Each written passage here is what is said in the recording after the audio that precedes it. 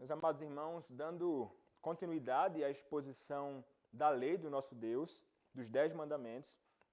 Na verdade, hoje nós daremos início ao primeiro mandamento desta lei, que se encontra lá em Êxodo capítulo 20, versículo 3.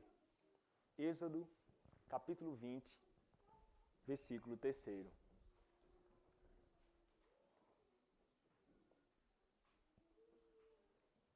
Nós hoje daremos início aos mandamentos do nosso Deus e passaremos um bom tempo aí estudando estes mandamentos. Hoje, então, nós faremos a exposição do verso 3, que diz: Não terás outros deuses diante de mim. Eu farei a leitura novamente, mas a partir do versículo 1.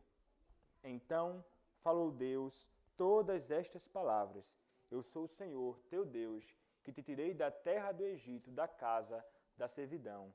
Não terás outros deuses diante de mim. Amém. Oremos, meus irmãos, mais uma vez.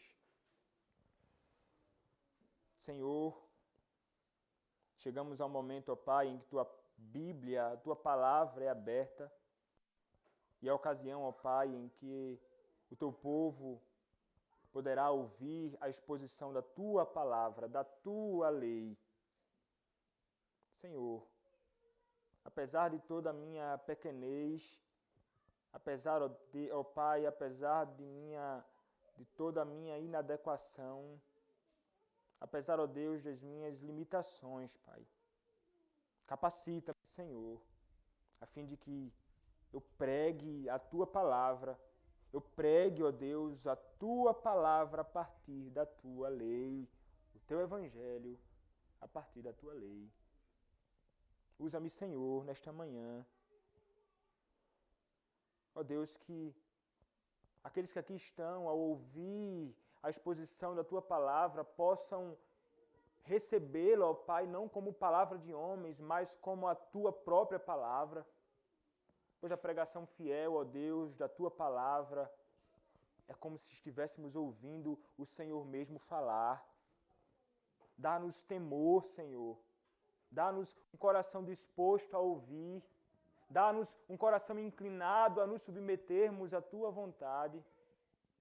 Que nada, ó Senhor, aqui nos distraia, mas que nossos corações, nossos olhos e ouvidos, ó Pai, estejam atentos a Ti. Fala conosco, Pai, é o que nós te pedimos. Em nome do Senhor Jesus Cristo, Teu bendito Filho. Amém. Meus irmãos, no último domingo nós, como falei, nós demos início à exposição do Decálogo. Nós demos início à lei, à exposição da lei do nosso Deus.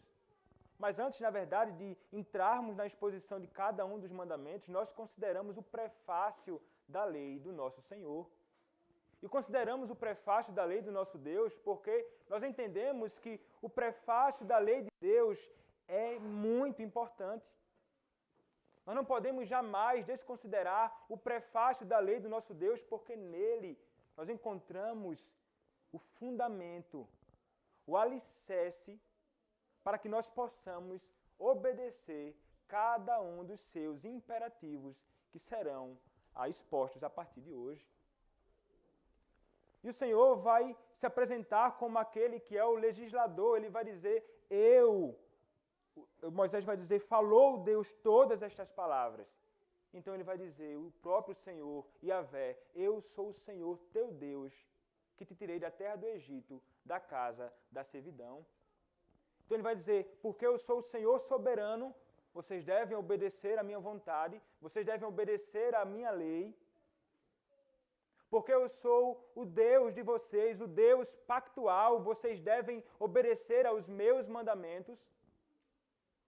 E ele vai dizer, porque eu sou o Deus redentor, o Senhor que tirou vocês da terra do Egito, vocês devem obedecer os meus mandamentos. Eu sou o Senhor. Então, depois de ele apresentar este prefácio glorioso, nós agora entramos para o primeiro mandamento. onde encontramos também um outro fundamento para que nós obedeçamos aos mandamentos dele. A cada um dos outros mandamentos que vem em seguida.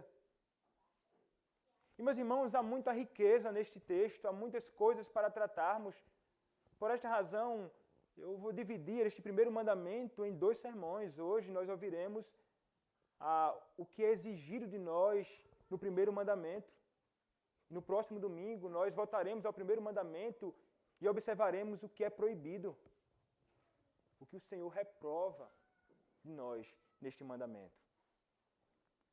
Nossos padrões doutrinários, eles interpretam os 10 mandamentos ensinando exatamente isso, que cada mandamento possui coisas que são exigidas e outras proibidas.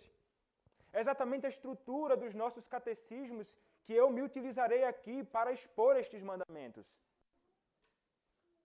E nós estamos aqui neste primeiro mandamento diante da primeira tábua da lei, que, como falei no início e na leitura que fizemos do Evangelho de Mateus, capítulo 22, do versículo 34 até o versículo 40, é justamente a primeira tábua que diz respeito ao nosso relacionamento com o nosso Senhor, que vai dizer que nós devemos amar o nosso Deus acima de todas as coisas. A segunda tábua da lei, do 6º mandamento até o 10º mandamento, vai tratar, como foi mencionado, do nosso relacionamento com o próximo. O primeiro mandamento aqui, meus irmãos, diante do qual nós nos encontramos, vai tratar sobre o objeto da nossa adoração. É diferente do segundo mandamento. Ele vai tratar aqui sobre o objeto a quem nós devemos adorar, quem é Deus e que nós não podemos ter outros deuses além dele. O segundo mandamento vai falar do modo da adoração ao nosso Deus. Como este nosso Deus quer ser adorado.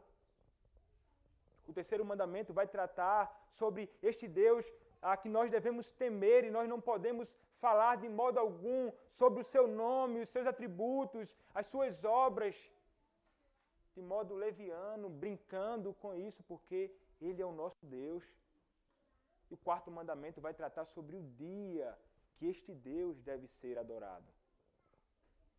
Tudo diz respeito ao nosso Senhor. Então ele vai dizer a mim e a você, não somente ao povo de Deus no Antigo Testamento, ele vai falar para cada um de nós hoje: não terás outros deuses diante de mim. Mas talvez alguém poderia perguntar, por que esse mandamento foi colocado primeiro e não como segundo mandamento? Não é porque o Senhor é porque o Senhor ele determina a sua vontade. O Senhor, ele jamais faz as coisas aleatoriamente. O nosso Deus, com tudo o que ele faz, ele tem uma ordem determinada. E ele coloca isso diante dos nossos olhos com muita clareza. Como um Deus que sabe o que faz, ele determina este mandamento como o primeiro mandamento, porque ele funciona, como mencionei anteriormente, como um fundamento para os outros mandamentos do Senhor. Aqui está o reconhecimento de Deus. E o nosso catecismo ele vai nos ensinar a como nós podemos observar este mandamento e como nós podemos entender o que é exigido de nós neste mandamento. Na pergunta de número 104 do Catecismo Maior de Westminster, nós encontramos as seguintes palavras: quais são os deveres exigidos no primeiro mandamento? Resposta: os deveres exigidos no primeiro mandamento são conhecer a Deus e reconhecer a Deus como único, verdadeiro Deus e nosso Deus, adorá-lo e glorificá-lo. Então segue com muitos outros detalhes do que é exigido de nós. Então, são 4 responsabilidades do homem aqui para com Deus, que nós poderíamos dividir assim. E abaixo de cada um destes tópicos, nós observaremos os detalhes daquilo que o Senhor requer de mim e de você. Conhecer a Deus, reconhecer a Deus, adorar a Deus e glorificar a Deus. Isso é o que o Senhor exige de cada um de nós. Então, nós observaremos primeiramente quanto a conhecer a Deus. É exigido, meus irmãos, que nós saibamos que há um Deus. É isso que o mandamento ele quer exigir de mim e de você. Vocês devem saber que existe um Deus. É exatamente assim que nós encontramos a Escritura começando. A Escritura não tem a intenção de dizer, olha, eu vou tentar te provar que existe um Deus. A Escritura já inicia falando, no princípio criou Deus os céus e a terra. O Senhor não se dá o trabalho de tentar provar a você que Ele existe. Ele simplesmente declara, eu, o Senhor, Deus, criei tudo o que há no mundo. É exatamente assim que o nosso Senhor se revela. E Ele exige de mim e de você. Saibam que existe um Senhor. Só, meus irmãos, neste primeiro verso de Gênesis, capítulo 1, versículo 1, nos é ensinado muitas verdades a respeito do nosso Deus. Muitas coisas. Se Ele é um Deus que criou todas as coisas do nada, isso revela que esse nosso Deus é um Deus eterno. O fato dele ser um Deus que criou todas as coisas e antes de as coisas existirem, Ele já existia, revela que esse Deus é eterno e que Ele é infinito. O fato deste Deus ter criado todas as coisas no princípio revela que Ele é um Deus todo-poderoso. Meus irmãos, o texto do primeiro livro da Bíblia, no seu primeiro verso, nos ensina muitas coisas a respeito de quem é o nosso Deus. E Ele exige de mim e de você que conheçamos Ele assim. Mas uma coisa é certa, meus irmãos. Por mais que o Senhor exija de mim e você que conheçamos a Ele, nós podemos estar certos de que nós não podemos compreender plenamente este nosso Deus. Nós jamais conseguiremos entender, compreender exaustivamente quem é o nosso Senhor. O livro de Jó, no capítulo 11, versículo 7, Jó, capítulo 11, versículo 7, nos diz o seguinte: porventura, desvendarás os arcanos de Deus, ou penetrarás até a perfeição do Todo-Poderoso? Meus irmãos, quem conhece a Deus completamente? A declaração do nosso Senhor é que ninguém pode conhecer o Senhor completa e exaustivamente. E aqui nós entramos naquilo que a Escritura, que nossa tradição reformada, a nossa fé reformada dirá com muita precisão. Nós jamais podemos compreender ou entender o nosso Senhor exaustivamente, porque o finito não pode compreender o infinito. O minúsculo não pode compreender aquele que é imenso e que por nada pode ser contido. Nós somos finitos, meus irmãos, e o nosso Senhor é infinito em todos os seus atributos. Por essa razão, eu e você não podemos compreender ou entender este nosso Deus exaustivamente. O que nós podemos conhecer é o que Ele revelou acerca de si mesmo na palavra. Porque o que está revelado a nós pertence ao que está oculto. Não, ao Senhor somente. É isso que diz Deuteronômio, capítulo 29, versículo 29. As coisas encobertas pertencem ao Senhor nosso Deus, porém as reveladas nos pertencem a nós e a nossos filhos para sempre, para que cumpramos todas as palavras desta lei. Mas o Senhor se revela em sua palavra. Por mais que muitos digam, não tem como conhecer Deus. Deus é aquele totalmente outro, que nós não podemos conhecer nenhuma fração acerca de quem Ele é. A sua palavra nos revelará quem Ele é. Mas, meus irmãos, apesar disso, apesar de sabermos que nós não podemos compreender Deus exaustivamente, Ele nos chama para que nós o conheçamos. É isso que nós vemos também lá no Antigo Testamento, em 1 Crônicas, capítulo 28, versículo 9, 1 Crônicas, capítulo 28, versículo 9, nós encontramos as seguintes palavras. Tu, meu filho Salomão, conhece o Deus de teu pai. Tu, meu filho Salomão, conhece o Deus de teu pai e serve-o, adora-o de coração íntegro e alma voluntária, porque o Senhor esquadrinha todos os corações e penetra todos os desígnios do pensamento. Se o buscares, ele deixará achar-se por ti. Se o deixares, ele te rejeitará para sempre. Veja, é exigido que nós conheçamos a ele. É exatamente isso que vai ser dito ao Filho aqui nesta passagem. E que o conheçamos como ele se mostra diante de nós na sua lei. Ele se revela ao povo em Êxodo. Aqui, logo neste primeiro mandamento, ou no prefácio, como Deus imutável, como Deus que é infinito, como Deus independente, como Deus que é sempre fiel.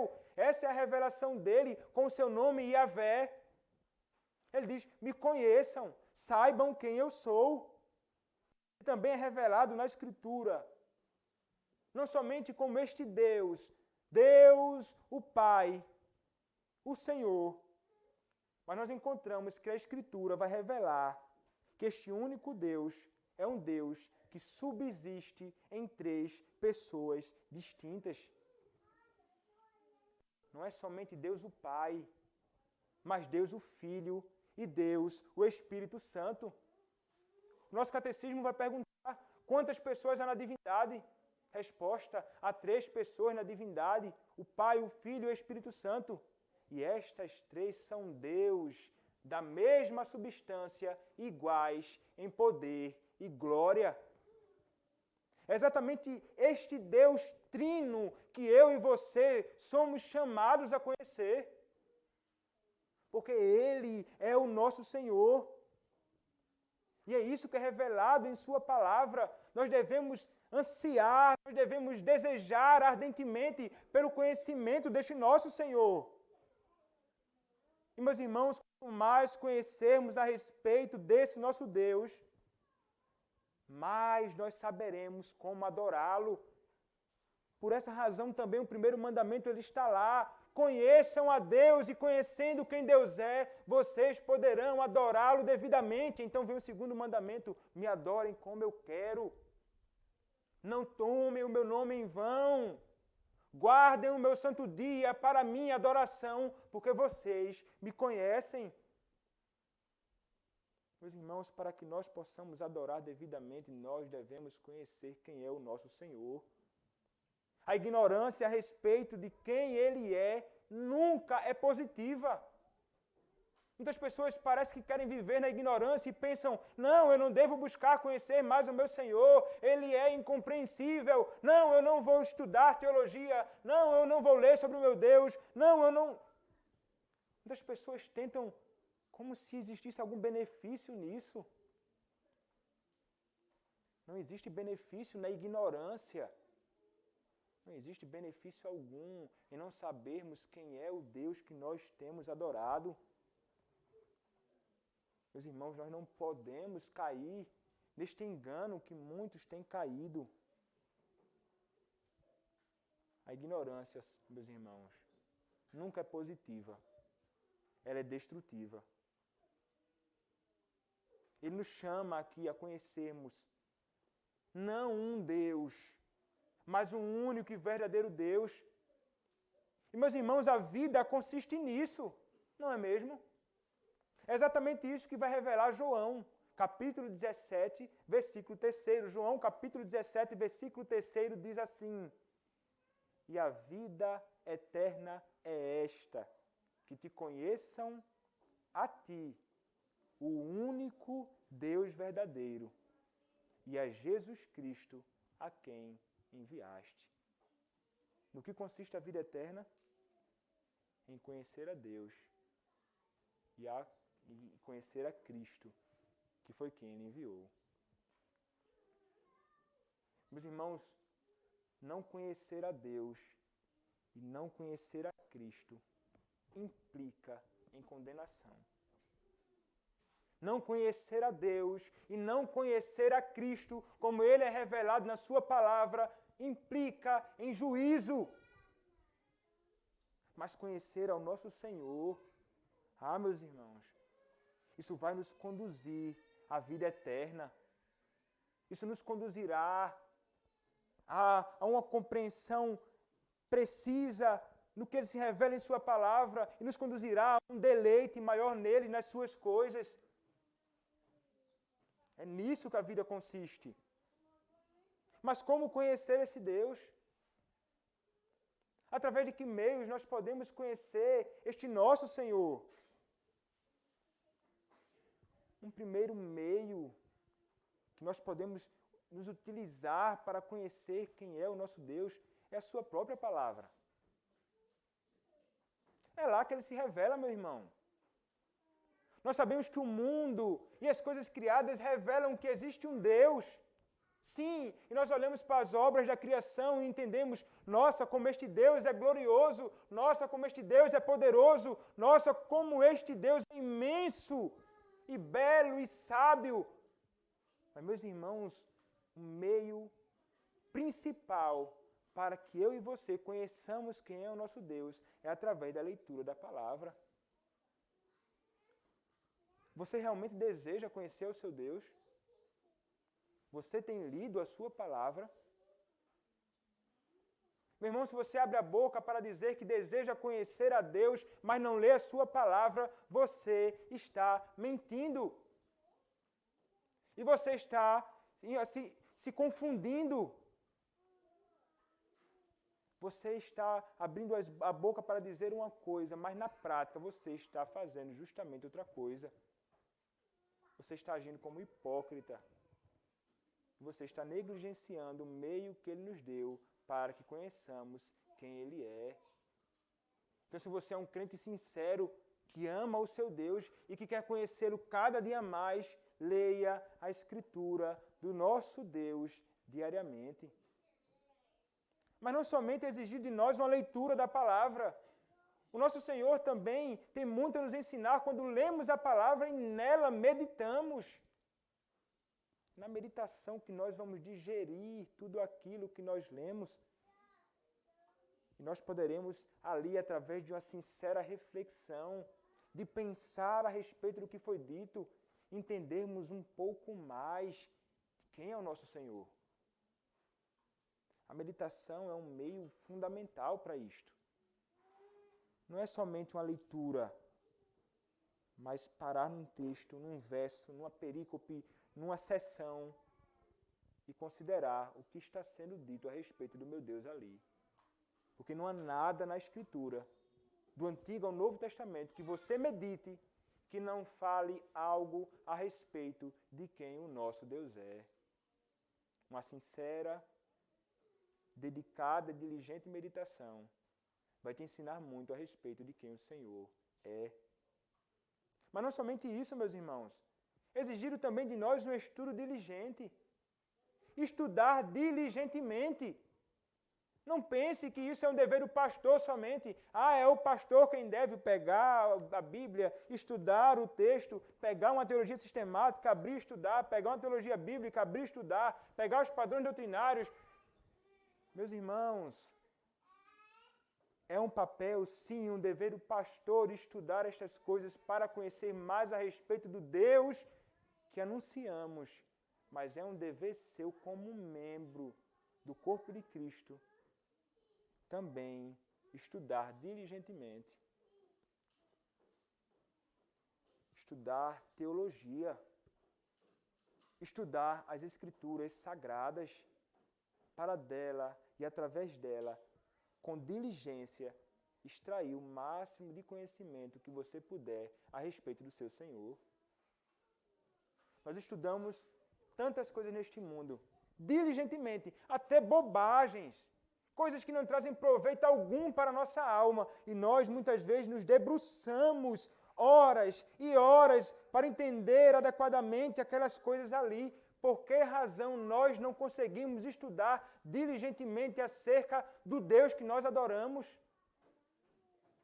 Meus irmãos, o nosso Deus, Ele requer isso de nós. conheçamos o nosso Deus através destes meios. Ele está pronto, está ali para ser conhecido por mim e por você. Nós precisamos, meus irmãos, amar a busca pelo conhecimento a respeito de quem é o Senhor, o nosso Deus Trino. Nós precisamos, meus irmãos, conhecer ao nosso Deus através de quem Ele é. Seus atributos também têm muito o que nos ensinar a respeito dele. Ele é um Deus que é santo, como revela a sua palavra, diante de quem os anjos falaram que ele era 3 vezes santo. Ele é um Deus santíssimo. E o fato de ele ser um Deus que é santo, ao conhecermos que este nosso Deus é um Deus santo, ele vai requerer de nós também, não somente o conhecimento de que ele é este Deus, mas também que nós vivamos uma vida de santidade.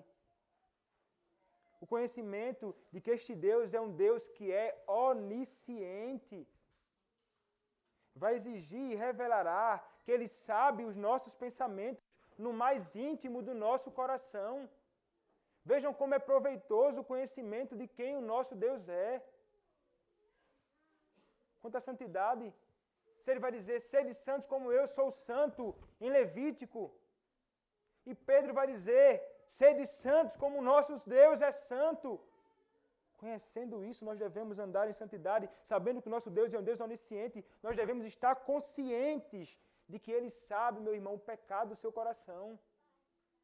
Você pode tentar esconder o seu pecado de todos os homens, mas o Senhor é um Deus que sabe a iniquidade que está dentro de ti. Saber que o nosso Deus também é um Deus onipresente.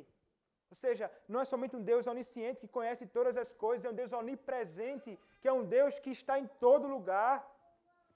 Deve revelar que nada passa despercebido diante do nosso Deus. O Senhor sabe o que nós fazemos, independentemente de onde estivermos. Se você estiver pecando escondido dos homens, saiba que o Senhor está vendo. Meus irmãos, o conhecimento de quem Deus é e dos seus atributos nos conduzirá a uma prática condizente com quem Ele é. Nos traz proveitos muitos. Este é um dos proveitos que nós podemos tirar do conhecimento de quem o nosso Senhor é. Conhecer que este nosso Deus, Ele é abundante em misericórdia, revelará que fomos alvo dela e que nós precisamos também ser misericordiosos com o próximo. Meus irmãos, eu repito, a ignorância a respeito de Deus não nos tem proveito. A ignorância a respeito de quem Deus é nos conduzirá ao engano. Não há benefício em não conhecermos o nosso Senhor, mas em conhecê-lo está os maiores benefícios para o homem. É a melhor coisa que você pode fazer nesta vida, é conhecer o seu Senhor. É conhecer o Deus que te salvou. Você que foi salvo por Cristo conhece este Deus. E deve viver buscando nesta vida conhecê-lo cada dia mais. Mas, meus irmãos, não é somente exigido de nós que nós conheçamos o nosso Senhor. É exigido de mim e de você que nós reconheçamos a Deus como o único Deus verdadeiro e nosso Deus. É importante que você saiba que Ele é o seu Senhor, o seu Deus pessoal. E você deve reconhecer isso. O reconhecimento de Deus como o nosso Deus é exigido de mim e de você. Não basta apenas o conhecimento. É exatamente isso que vai nos dizer a palavra em Deuteronômio, capítulo 26, versículo 17.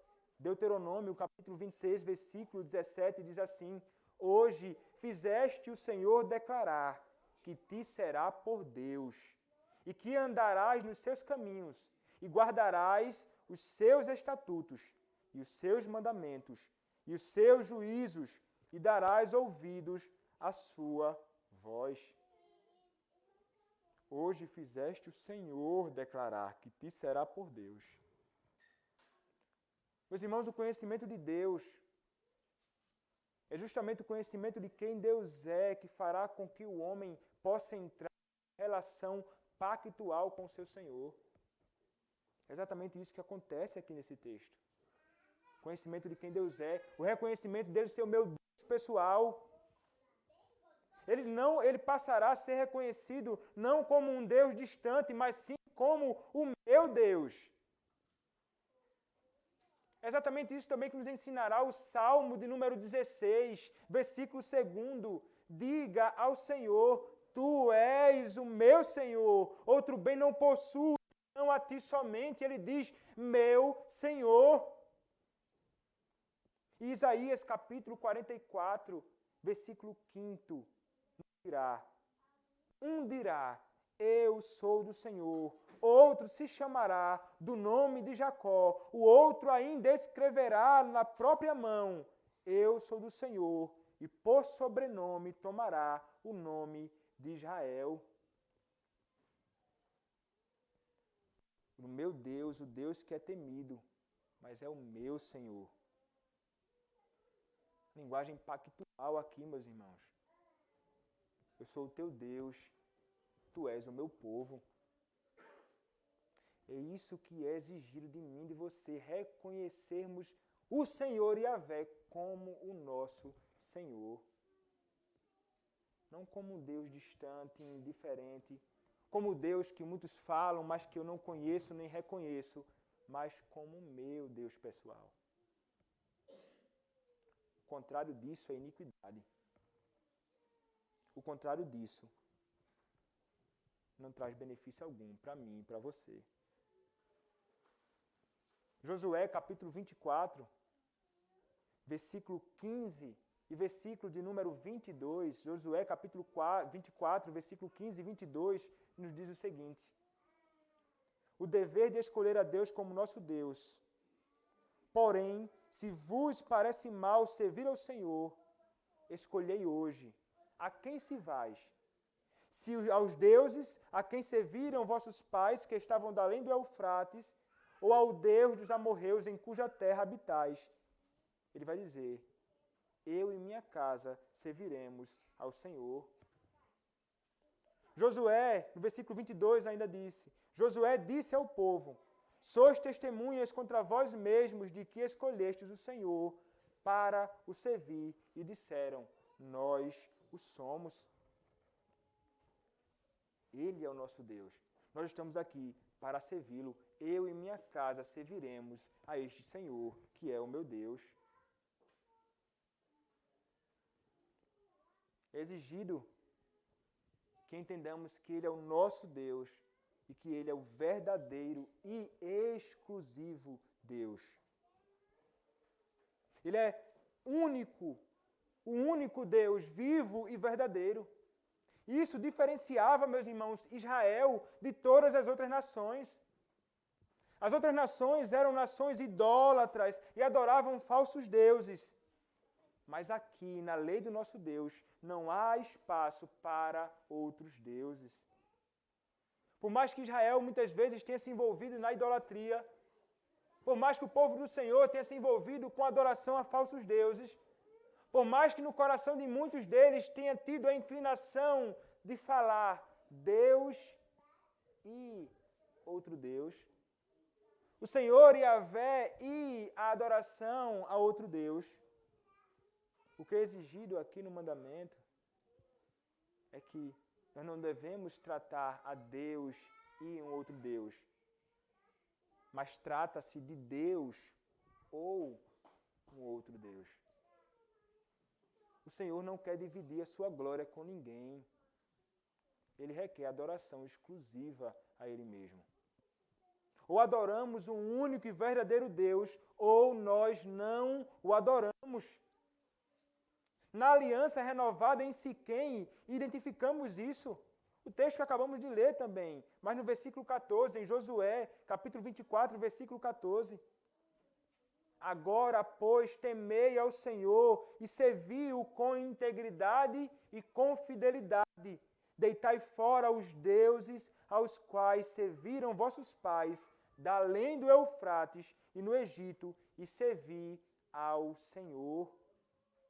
Elias também no Monte Carmelo, em 1 Reis, capítulo 18, versículo 21. 1 Reis, capítulo 18, versículo 21 diz: Então Elias se chegou a todo o povo e disse: Até quando cocheareis entre dois pensamentos? Se o Senhor é Deus, segui-o. Se é Baal, segui-o. Porém, o povo nada lhe respondeu. Não há espaço aqui para o Senhor e alguma coisa, ou o Senhor ou outro Deus. E o próprio Jesus Cristo dirá, em Mateus capítulo 6, versículo 24, Ninguém pode servir a dois senhores, porque ou há de aborrecer-se de um e amar ao outro, ou se devotará a um e desprezará ao outro. Não podeis servir a Deus e às riquezas. Nós não podemos adorar a dois deuses. O Senhor exige, adore a mim somente. Eu sou um único Deus digno de ser adorado. Isso é exigido de ti. Isso é exigido de mim. E reconhecer este Deus, não somente como nosso Deus, como o único Deus digno de ser adorado, mas também que Ele é o verdadeiro Deus. Isaías 43, versículo 10, diz assim: Vós sois as minhas testemunhas, diz o Senhor, o meu servo a quem escolhi, para que o saibais e me creiais e entendais que sou eu mesmo, e que antes de mim Deus nenhum se formou, e depois de mim nenhum haverá. Deus sempre vai se revelar como um único Senhor. Vocês não podem ter outros deuses diante de vocês. Devo ser um único Deus para vocês, diz o Senhor. O nosso Deus requer exclusividade. Mas o que dá a autoridade a Deus para fazer esse tipo de exigência? A resposta é: Ele é Deus. O mundo pode perguntar: quem dá a Deus esta autoridade para fazer esta exigência? A resposta pode ser: Ele é Deus, Ele é o Senhor. Ponto. Ele pode exigir o que Ele quiser, porque Ele é o Deus Criador de todas as coisas. Foi Ele quem te criou. Adora a Ele. Reconhece somente a Ele como o único Deus vivo e verdadeiro. Mas, meus irmãos, não é só exigido de nós que nós conheçamos quem é o nosso Senhor. Não é só exigido de nós que nós reconhecemos a Ele como o nosso Deus e o único Deus vivo e verdadeiro. O conhecimento de quem Ele é, o reconhecimento de que Ele é o nosso Deus, deve nos conduzir à adoração a este Deus. Somos chamados a adorar e glorificar este Deus verdadeiro. No que diz respeito à adoração, uma vez que o conhecemos e reconhecemos como nosso Deus, nós agora iremos prestar culto a Ele, como Ele requer em Sua palavra. Meus irmãos, é isso que nos diz a Escritura, e nós estamos andando pela Escritura aqui. E o Salmo de número 95, versículos 6 e 7, nos dirá: Vinde, adoremos e prostremo-nos, ajoelhemos diante do Senhor que nos criou. Adoremos ao Senhor que nos criou. O Salmo de número 29, versículo 2 diz: Tributai ao Senhor a glória devida ao seu nome, adorai o Senhor na beleza da santidade. Esse é o salmista que está dizendo, é o próprio Senhor, através do salmista, dizendo: adorai a mim, dá-me a glória que é devida somente a mim. E o próprio Senhor Jesus Cristo dirá que a adoração não deve estar em nenhum outro que não seja o próprio Senhor. Ele dirá em Mateus capítulo 4, versículo 10, então Jesus lhe ordenou, retira-te, Satanás, porque está escrito, ao Senhor teu Deus adorarás e só a Ele darás culto. O próprio Cristo, o próprio Deus encarnado, disse que nenhum outro deve ser adorado, mas somente ao Senhor Yahvé. Ou poderíamos entender, a partir de toda a Escritura, somente o Deus Trino deve ser adorado. Deus Pai, Deus Filho e Deus Espírito Santo. A adoração deve ser exclusiva a Ele. Meus irmãos, porque o Senhor, Ele deve ser o objeto da adoração. Ele deve ser o objeto da adoração. O mandamento, ele vai nos deixar com essa instrução. O mandamento nos ensina sobre o objeto de nossa adoração e também o modo interno desta nossa adoração. O objeto da adoração é o próprio Deus. Deus deve ser o único objeto do nosso culto. E eu e você somos chamados, como hoje, para adorá-lo e adorá-lo somente. Não para adorar a homens, não para adorar a criação, não para adorar as coisas deste mundo, mas o Senhor somente é assim que Ele nos chama com santa vocação. Nós fomos criados com este propósito. Nós fomos redimidos por Cristo com este propósito.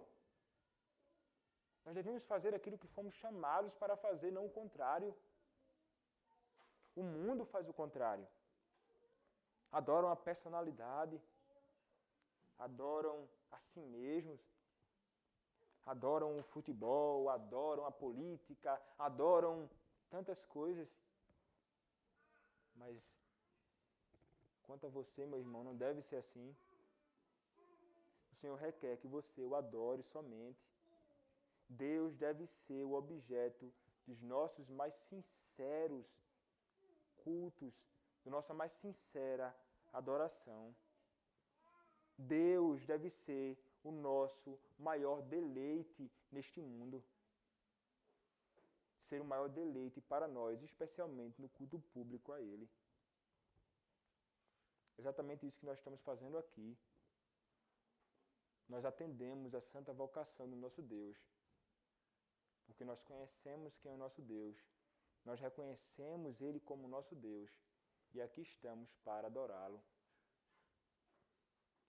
Se você não veio aqui com essa intenção, você desviou do caminho. Se você não veio aqui com a intenção de adorar a Deus, você não está fazendo aquilo que Ele requer de você. Mas se sua intenção, sincera no coração, foi vir à casa de Deus para prestar culto a Ele somente, você está andando de acordo com uma das exigências do primeiro mandamento, nosso Deus é você. Mas este mandamento é um mandamento também que vai tratar e vai regular muito da nossa adoração a este Deus. Mas não necessariamente sobre a adoração externa ao nosso Deus, o modo que Ele quer ser adorado, sobre isso falaremos a partir do segundo mandamento. Mas Ele vai falar de uma adoração interna, meus irmãos, do meu e do seu coração a este Senhor. A adoração que o Senhor exige de mim e de você é uma adoração sincera, é uma adoração verdadeira. Não uma adoração fingida, uma adoração falsa, como muitos fazem. Se seu coração não está em Deus aqui, você não está adorando a Deus verdadeiramente. Por mais que os elementos do culto sejam os elementos ordenados por Deus, você ainda assim pode não adorar o seu Deus. Porque não é só exigir conformidade externa à adoração ao Senhor, mas conformidade interna do coração. Onde está o seu coração? Quão sincero tem sido o seu culto a Deus? Você tem adorado a Deus verdadeiramente? Você tem tido um coração sincero diante do seu Senhor, que é fogo consumidor? Onde está teu coração, meus irmãos? Devemos a este Deus a adoração sincera a Ele, uma devoção suprema e exclusiva a Ele, excluindo assim a negligência e a hipocrisia. É justamente, meus irmãos, nessa adoração interna ao nosso Senhor que mora a verdadeira piedade do crente. Nessa adoração interna, sincera e verdadeira do coração. Você pode enganar muitos com a sua conformidade externa na adoração a Deus, mas você não engana ao Senhor. É a Ele que nós devemos temer. É a Ele que nós devemos temer quando nós não adoramos como Ele requer de nós em Sua palavra.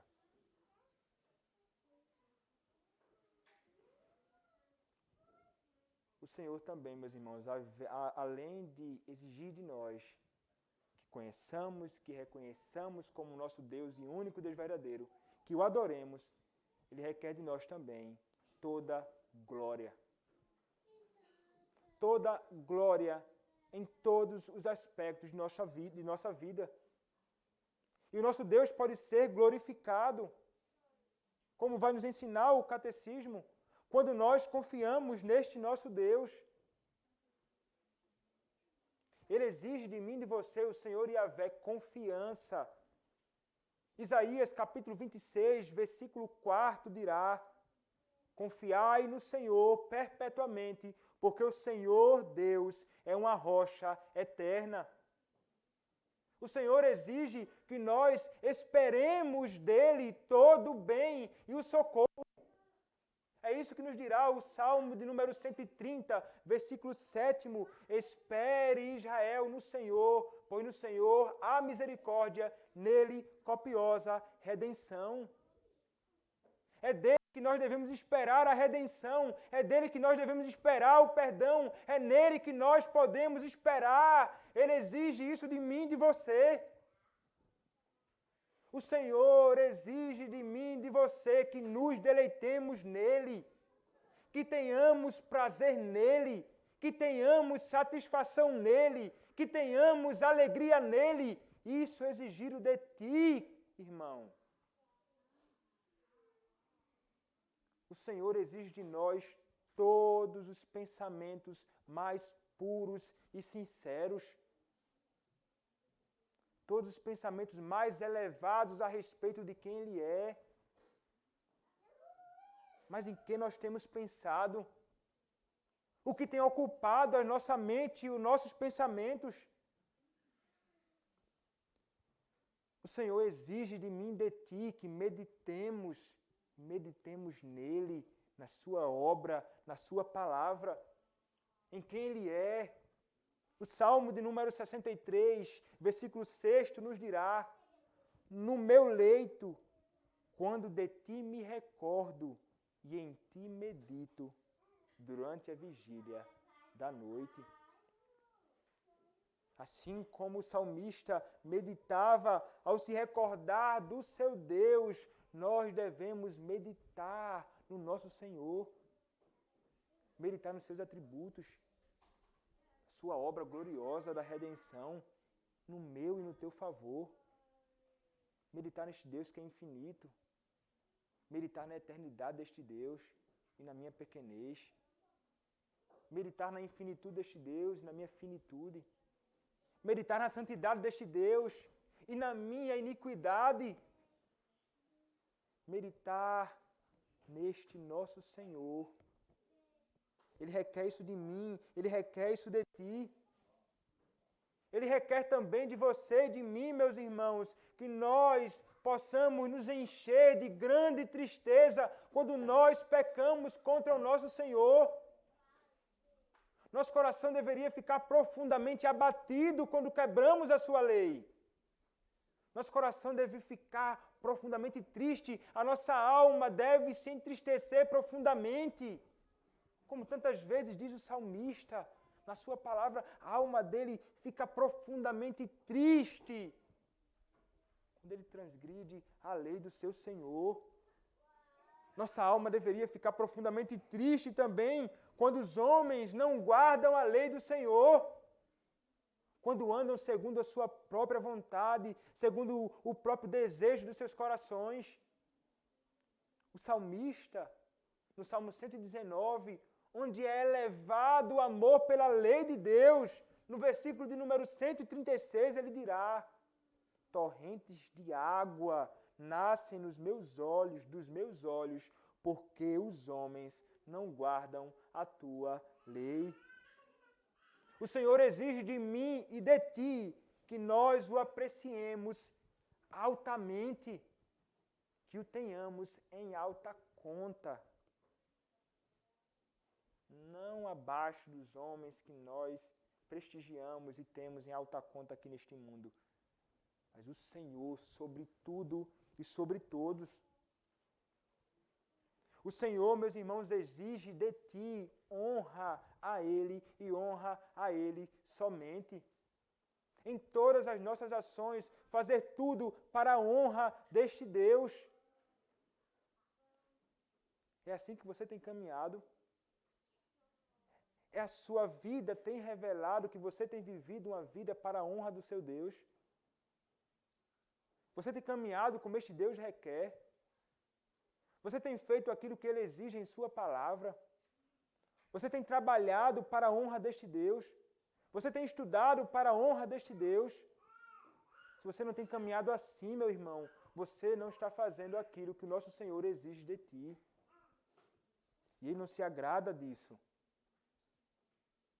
O Senhor exige de nós que nós o desejemos mais do que tudo neste mundo. Salmo de número 73, versículo de número 25 diz: quem mais tenho eu no céu? Não há outro em quem eu me compraza na terra. Deveríamos desejar o Senhor mais do que tudo. Mas parece que o nosso coração é muito mais inclinado a desejar as coisas desta terra. É muito mais inclinado a desejar as coisas deste mundo. É mais inclinado a desejar aquilo que meus olhos veem do que a desejar o Senhor. Aquele que deveria ser o amado de nossas almas. O que há de errado? Num homem que não conhece a Deus, o seu coração verdadeiramente é conduzido para a iniquidade, para desejar as coisas deste mundo. Mas e quando nós que fomos salvos por Cristo não desejamos a Ele? Quando nós não desejamos o Senhor, o que há de errado? Meus irmãos, o Senhor nos chama e nos convida a que o desejemos. Desejemos a Ele somente. O Senhor, Ele é glorificado por nós e exige de nós um santo temor também a Ele. Temer a Deus. Isaías capítulo 8, versículo 13 diz: ao Senhor dos exércitos, a Ele santificai, seja Ele o vosso temor, seja Ele o vosso espanto. Nós não somos chamados a temer a homens.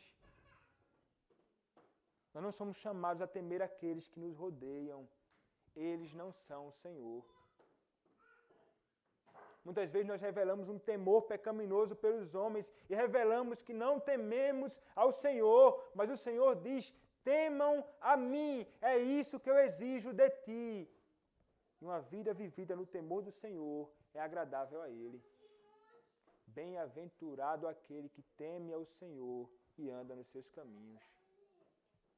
Bem-aventurado o homem que teme ao Senhor. Bem-aventurada a mulher que teme ao Senhor. O Senhor exige que nós demos a Ele todo o louvor e todo o agradecimento.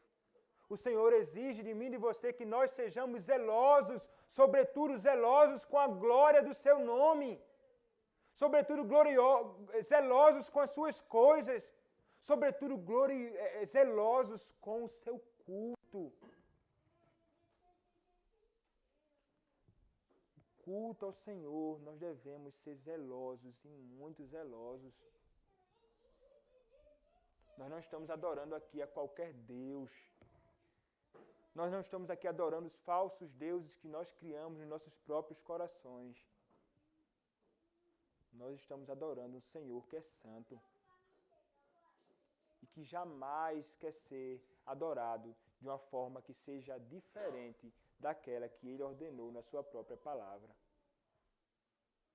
Temos que ser zelosos por Ele e pelo seu culto.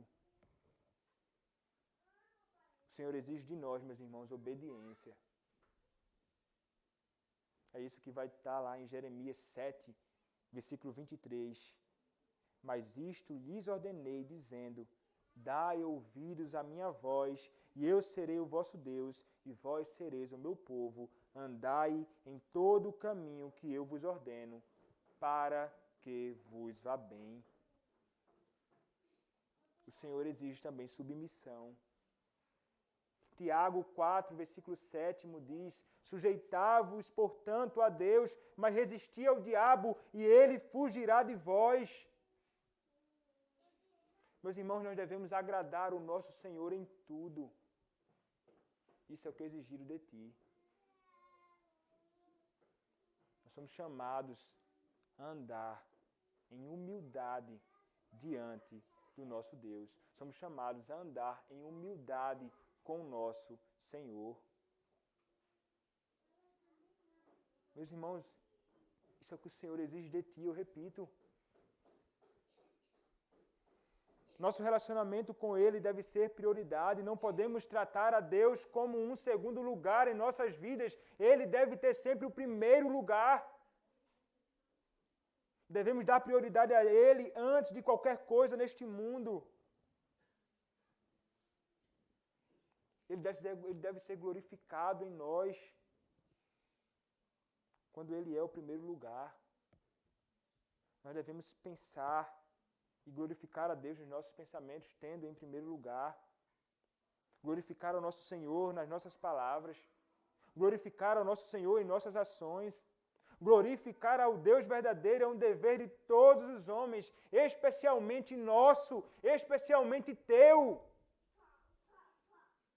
O Senhor te criou para a glória do seu santo nome somente.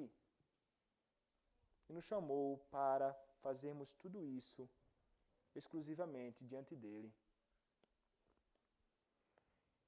Este primeiro mandamento que está na primeira tábua da lei vai revelar também que este mandamento requer que tenhamos um amor por ele que seja mais forte do que tudo. Amarás o Senhor teu Deus de todo o teu coração, com todo o teu ser, com tudo o que tens, com tudo o que tu és. O amor a Deus é central neste mandamento, não é coisa secundária. Se nós amamos verdadeiramente a Deus, nós cumpriremos com todas essas exigências da lei que foram ditas anteriormente.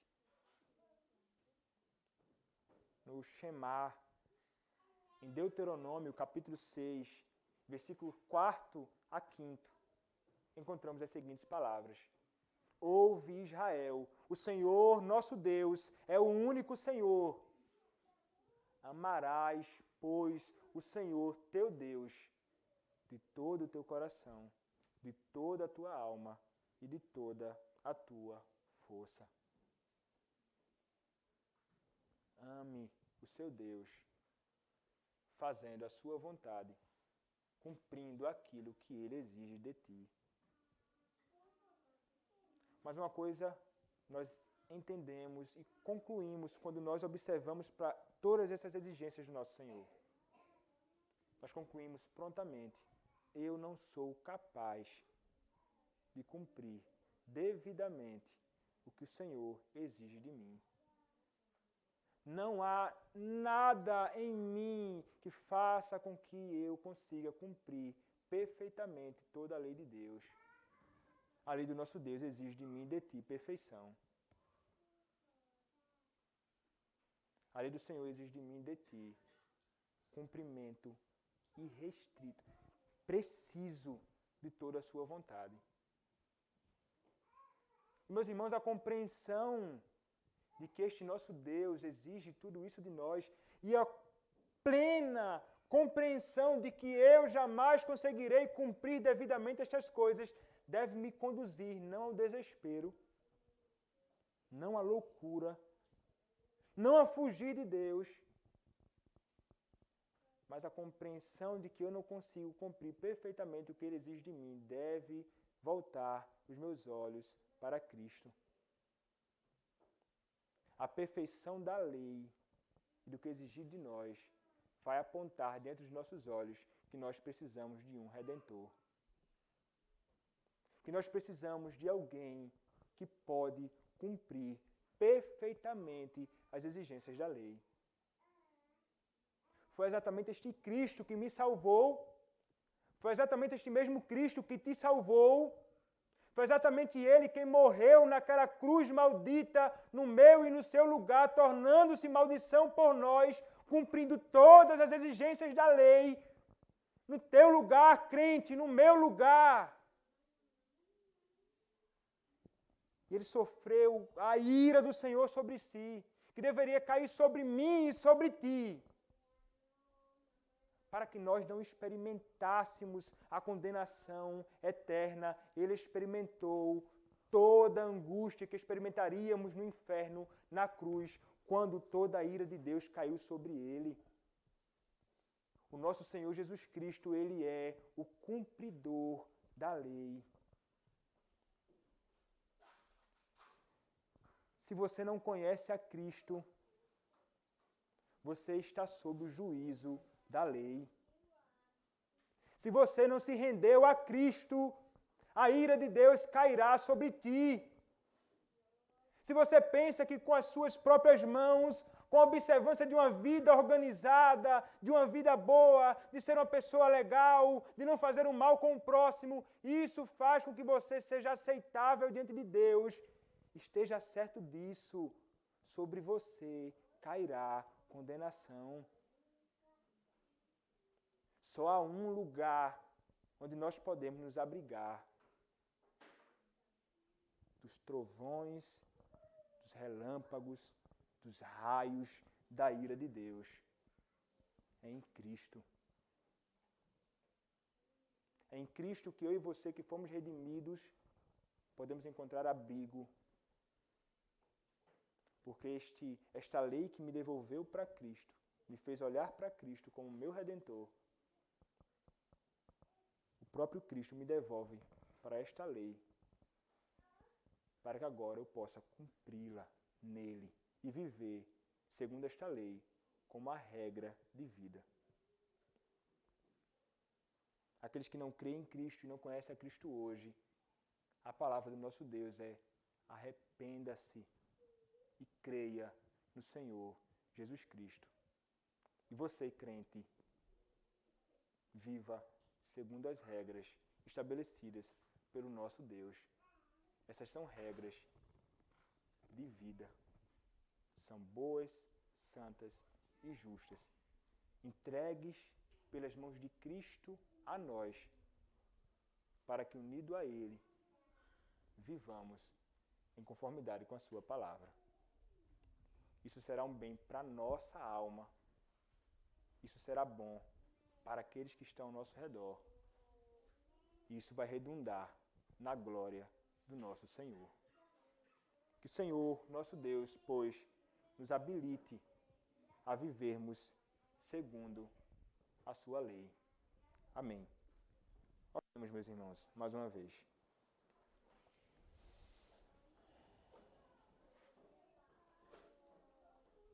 Senhor amado, nosso Santíssimo Pai, nós queremos, Senhor, mais uma vez, orar a Ti, Pai, pedindo-te, Pai, perdão. Perdoa-nos, Senhor, pelos nossos pecados. Perdoa-nos, Senhor, porque nós não temos andado como o Senhor requer. Perdoa-nos, Senhor, porque nós temos transgredido a Tua lei. Nós não temos cumprido todas as exigências da Tua palavra, Pai. Mas nós te pedimos, Senhor, perdoa-nos e nos capacita a vivermos segundo a Tua palavra. Perdoa-nos, ó Deus, e nos capacita a vivermos para a Tua glória. Nós te damos graças, ó Pai, por Cristo Jesus, de quem nós recebemos agora, uma vez redimidos, a Tua lei. E agora nós podemos viver, ó Pai, observando os Teus mandamentos. Louvado, ó Pai, seja o Senhor. Louvado seja o Senhor por Cristo Jesus. Louvado seja o Senhor pela lei que o Senhor entregou a nós através de suas mãos. Ajuda-nos, Pai, nós te pedimos. Em nome de Cristo, ó Senhor, que nós te pedimos. Amém. Meus irmãos, depois de ouvirmos